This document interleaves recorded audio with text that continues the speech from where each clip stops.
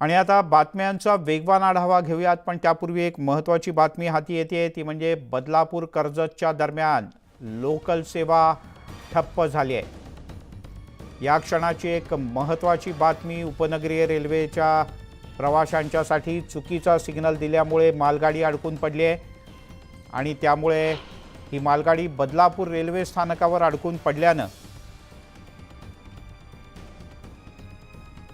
कर्जत बदलापूर या दरम्यानची माल वाहतूक, कर्जत बदलापूरच्या दरम्यानची रेल्वे वाहतूक ही तूर्तास ठप्प आहे।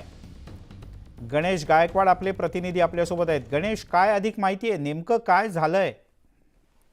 सर, बदलापूर आणि कर्जत या मध्य रेल्वेच्या दोन स्थानकादरम्यान चुकीचा सिग्नल दिला गेल्यानं मालगाडी जी आहे ती जागेवर थांबली आणि मालगाडी जागेवर थांबल्यानं तिच्या मागे ज्या लोकल होत्या कर्जतच्या दिशेने जाणाऱ्या त्यांचा खोळंबा झाला। जवळजवळ आता 20 ते 25 मिनिटं होत आलेली आहेत, मात्र लोकल ही आपल्या जागेवरून हलत नाहीये आणि त्याच्यामुळे सायंकाळच्या वेळेस घरी जाणारी जी लोक आहेत त्यांचा मोठ्या प्रमाणात खोळंबा झालाय।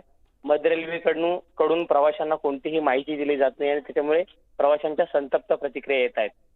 तर बर, ही रेल्वे सेवा आता किती काळ विस्कळीत राहील आणखीन? कारण आता 5:30 साधारण झालेत, आता परतीचे प्रवासी निघतील मुंबईतून।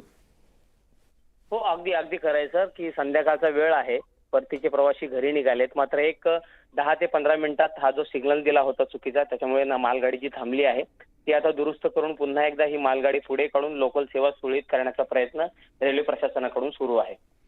गणेश, तूर्तास धन्यवाद या माहितीबद्दल।